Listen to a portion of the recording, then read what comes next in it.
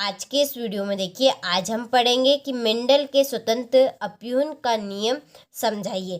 तो देखिए, मेंडल ने 3 नियम दिए हैं, उसमें से हम मेंडल का स्वतंत्र अपव्यूहन का नियम जानेंगे। तो आइए हम देखते हैं मेंडल के स्वतंत्र अपव्यूहन का नियम।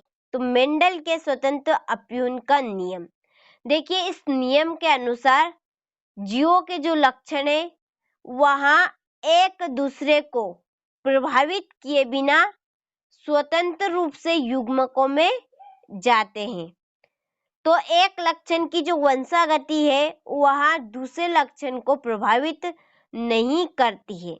देखिए, एक पौधा बोना है और दूसरा है लंबा, तो जो बोने पौधे के लक्षण है वह बोने पौधे में ही रहेंगे और जो लंबे पौधे के लक्षण है वह लंबे पौधे में ही रहेंगे, ना कि एक दूसरे में जाएंगे।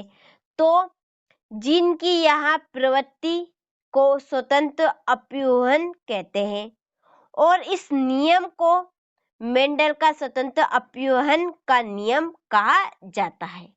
तो क्या है प्रश्न हमारा कि मेंडल का स्वतंत्र अपव्यूहन का नियम, कि इस नियम के अनुसार देखिए, जब जीवों के लक्षण एक दूसरे को प्रभावित किए बिना स्वतंत्र रूप से किसमें चले जाते हैं, युग्मकों में जाते हैं, तो एक लक्षण की जो वंशागति है वह दूसरे लक्षण को प्रभावित नहीं करती है और जीन की यह प्रवृत्ति को हम स्वतंत्र अपव्यूहन कहते हैं तथा हम इस नियम को ही मेंडल का स्वतंत्र अपव्यूहन का नियम कहा जाता है।